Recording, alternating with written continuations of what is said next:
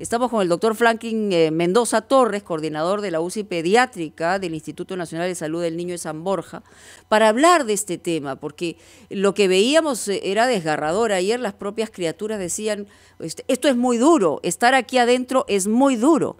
Doctor Mendoza, ¿cuál es la realidad en el caso específico de los niños? ¿Hay más casos de niños y a qué se atribuye esa circunstancia? Buenos días, Mónica, Fernando y Carlos. Ante todo, un gran saludo de parte del Instituto Nacional de Salud del Niño de San Borja. Hemos observado, desde la emergencia nacional decretada en marzo hasta la fecha, un incremento de aproximadamente ya el 40% en las últimas 2 semanas de pacientes en la unidad de cuidados intensivos y en hospitalización. Una cifra que anteriormente no se había dado desde el mes de abril hasta el mes de junio. Ya, eso es en forma absolutamente concreta, es decir, los 3 primeros meses de la pandemia no tenía ese impacto en el porcentaje, pero ahora, digamos, ¿qué características hay? ¿Los niños tienen alguna enfermedad que los predispone a desarrollar el COVID o básicamente ha sido simple y llanamente porque ha habido contagios en núcleos familiares? Bueno, hemos tenido las dos opciones. En la primera, al verse pacientes con comorbilidades, que son la población que inicialmente cuando nos dieron las cifras Europa, Asia o Estados Unidos, nos decían que los niños en general eran asintomáticos o síntomas leves, pero no nos dieron el porcentaje de pacientes con comorbilidades que sí llegaban a cuidados intensivos. Un estudio europeo publicado por la revista Lancet Pediatric en el mes de junio nos reporta que el 25% de 28 centros hospitalarios, el 25% tenía comorbilidades y de esos pacientes la mitad estaban en cuidados intensivos. Entonces ya la tendencia se veía que pacientes cardiópatas con enfermedades neurológicas, pacientes con cáncer, con leucemia, esos pacientes sí llegaban, si hacían la infección por COVID, llegaban a la unidad de cuidados intensivos y llegaban a hospitalización. Nosotros hemos evaluado este comportamiento de los factores de riesgo, pero actualmente, ¿qué estamos viendo? Ante este contagio masivo, estamos ya más de 500.000 de peruanos contagiados y más de 25.000 fallecidos. Si observamos las cifras hasta el día 15 de actualización, ha habido ya 72 niños fallecidos y 32 adolescentes. Entonces, si lo comparamos con los meses anteriores, sí ha habido un incremento importante. Por otro lado, podemos decir de que los niños sanos, y aquí algo importante, ¿no? Se decía que también los niños sanos no hacían ningún tipo de complicación. Nosotros hemos observado desde el mes de mayo con el primer caso de una niña de 2 años que hizo la infección por COVID e hizo el Kawasaki Light, y la reportamos. A partir de ahí hemos observado que en niños sanos, con algún factor que está en estudio todavía, que tenían el COVID, 2 a 4 semanas de haber tenido el contacto con el COVID, empiezan a desarrollar el síndrome multisistémico pediátrico o el Kawasaki Light. Hemos tenido 15 pacientes en unidad de cuidados intensivos con este diagnóstico y 5 pacientes que han estado en hospitalización. Actualmente todos están de alta y en este momento tenemos un Kawasaki Light que el día de ayer lo hemos recibido en la unidad. Por tanto, Doctor Mendoza, el contagio masivo fundamental. Felicitaciones en todo caso por esos resultados de los que nos da cuenta usted del Instituto Nacional de Salud del Niño de San Borja. Y recordamos que usted es el responsable de la UCI Pediatría ahí, o sea que está en contacto directo con las personas que están sufriendo. Queríamos saber si el contacto con esos niños les permite saber cómo se contagian estos niños, porque ahora se han adoptado estas medidas restrictivas, no pueden salir más de media hora y solo en las inmediaciones de sus domicilios. Pero es que tenemos datos seguros del origen aparentemente creciente del contagio de los niños.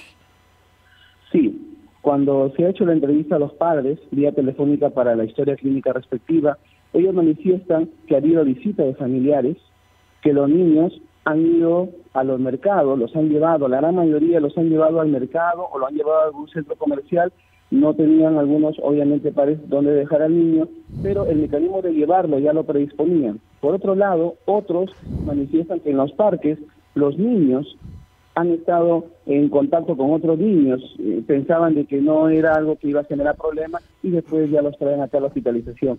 Fiestas infantiles también, hay niños que se han contagiado en fiestas infantiles ¿no? Después de darse la opción de poder ya transitar libremente, obviamente con la restricción, pero algunos padres de familia o grupos sociales no lo han entendido así, y en las fiestas sociales también hemos tenido pacientes acá que han llegado con De manera que la lista de la causa del contagio es triple, por lo que nos dicen: mercados a los que asisten sin tener derecho, parques donde se reúnen con otros niños y fiestas infantiles.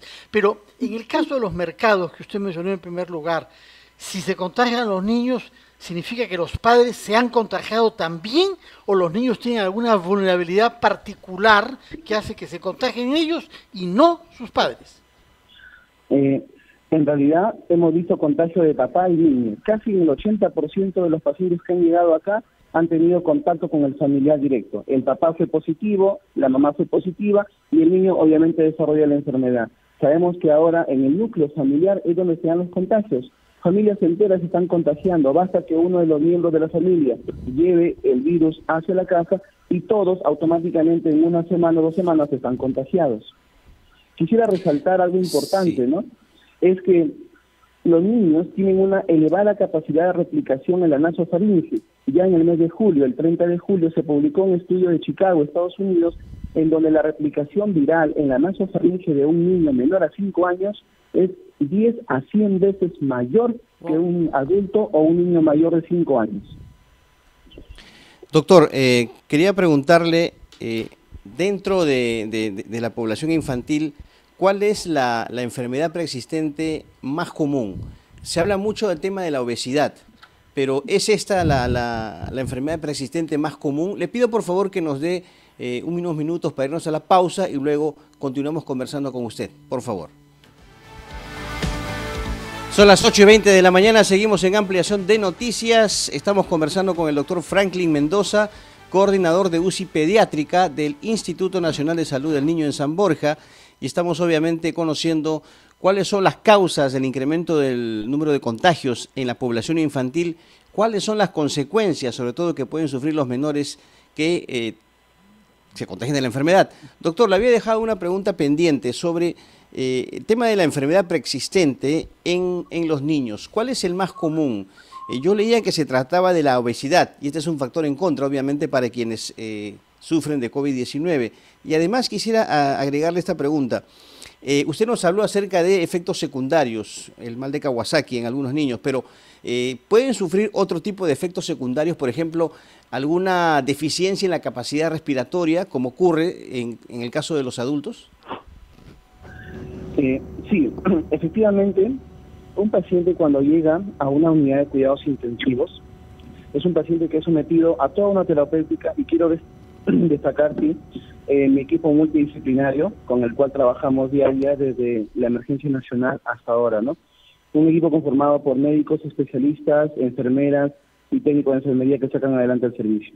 Bueno, estos pacientes, cuando ya llegan a la ventilación mecánica y hacen el PARS, que es el síndrome de distrés respiratorio pediátrico, obviamente estos niños ya quedan con una secuela, ¿no? Porque el PARS genera un proceso inflamatorio severo en el pulmón, lo cual condiciona al niño a estar en ventilación mecánica durante 2 a 3 semanas incluso. Entonces el niño, después de que sale de todo este proceso de la complicación más severa de esta enfermedad, el niño pasa a una recuperación que puede durar incluso 2, 4, hasta 6 meses. Por tanto, un paciente que tiene un estado inmunitario deficiente, y aquí me quiero referir a lo que usted comentaba, el paciente cardiópata, el paciente con enfermedad neurológica, el paciente con leucemia, el paciente con un cáncer, es decir, todo paciente que tiene comprometido el estado inmunológico, cuando aparece la coinfección por el COVID, es donde este sistema inmunológico es más propenso a desarrollar complicaciones y mortalidad. En el caso de los obesos, hemos tenido pacientes, niños de 1 o 2 años de edad con 20 kilos, con 25 kilos. Lo hemos tenido y han ido a ventilación mecánica. He visto la evolución de estos niños y todavía, a pesar de que están en otro ambiente hospitalario, todavía requieren continuamente terapia respiratoria, también por especialistas de la institución en terapistas respiratorios, para poder hacer que el pulmón mejore un poco más. Y si pudiéramos, diríamos, cuantificar esta población infantil obesa, ¿a cuánto llegaría? ¿En cuánto porcentaje del total? Estamos hablando de aproximadamente unos 20% de la población total de UCI. Estamos hablando netamente de UCI. hemos visto ese comportamiento. Asimismo, aparte de la obesidad, hemos visto la desnutrición, y la desnutrición sí cumple un rol fundamental. Niños cardiópatas, que por ser cardiópata ya tienen un grado de desnutrición, niños con leucemia, con algún tumor o cáncer, o alguna cirugía muy compleja del nacimiento que ha sido sometida posteriormente, esos niños ya tienen algún compromiso del estado inmunológico y del estado nutricional. Sí, doctor, pero además justo en ese sentido, y quiero que me lo confirme o no, el hecho, por un lado, la desnutrición, pero el hecho de que sean, que estén con sobrepeso o niños obesos, tampoco le excluye la posibilidad de estar desnutrido. Claro, así es. Esa es una observación correcta. Puede el niño tener un volumen, ¿no?, de masa corporal aumentado, pero en las evaluaciones séricas para evaluar su estado nutricional puede tener criterios de desnutrición, a pesar de estar obeso. Correcto. Sí, hay un caso, perdóname Fernando, solamente pequeñito. Hay una criaturita de 15 días de vida que está con COVID positivo. ¿Es que nació con el virus, es decir, ha sido de transmisión de la madre, o lo ha capturado el virus ya cuando había nacido? Bueno, se están haciendo los estudios ya a nivel mundial sobre la presencia del COVID en los pacientes recién nacidos, incluso tomando todas las medidas de bioseguridad.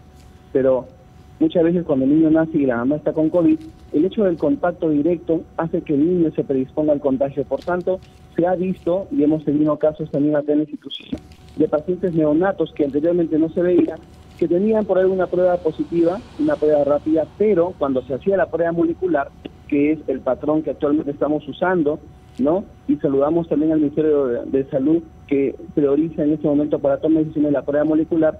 Entonces, ahí sí veíamos que muchos de ellos adquirían probablemente el anticuerpo de la madre, pero lo que sí estamos observando ahora es que ya el neonato ha sido contagiado y el neonato ya tiene la prueba molecular positiva, que ya es netamente del propio recién nacido, que en su evolución de los días, y en este caso en el día 15, por ejemplo, ya tiene la infección por el COVID. Y obviamente predispuesto a todas las complicaciones que implica una persona, un ser vivo que llega recién a este mundo. Señor Mendoza, yo quería aprovechar de su experiencia clínica en el Instituto Nacional de Salud del Niño para que nos explique, por favor, qué es lo que los padres deben decir a sus hijos para que ellos acepten y comprendan por qué se ven privados del contacto con sus amigos, por qué no deben jugar con otros niños en los parques y por qué deben privarse de fiestas infantiles. ¿Qué le explica a un padre, según la experiencia que usted tiene, a sus niños para que comprendan las restricciones que se les están imponiendo? Bien, en esa edad, en la edad pediátrica, tiene que entender el niño que lo más triste que le puede pasar es separarse del papá. Hemos visto niños que lloran en las unidades de hospitalización porque quieren ver al papá, o en la UCI incluso. Entonces, explicarle al niño que si le da la infección por el COVID, se va a separar de su papá. Va a separar ese binomio que existe. Entonces, desde el punto de vista humano, hemos visto que el mayor impacto que le genera a un niño es el hecho de haberse separado de su papá. Lo va a tener 2 a 4 semanas y no lo va a poder ver.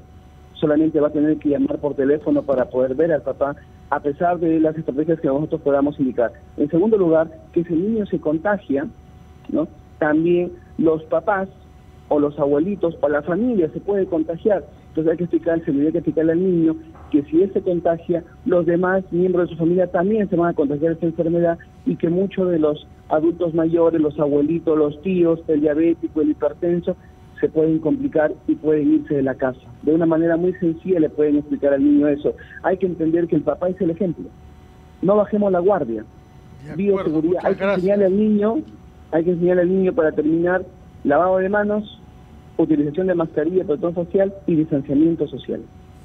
Muchísimas gracias, doctor Franklin Mendoza. Felicitaciones por este trabajo. Verdaderamente es un trabajo en el terreno, estar tratando de salvar la vida de niños y naturalmente tranquilizando a sus padres. Hemos comprendido lo que nos has dicho, de redoblar los esfuerzos para evitar que los niños puedan verse expuestos al contagio del COVID-19. Muy buenos días, doctor.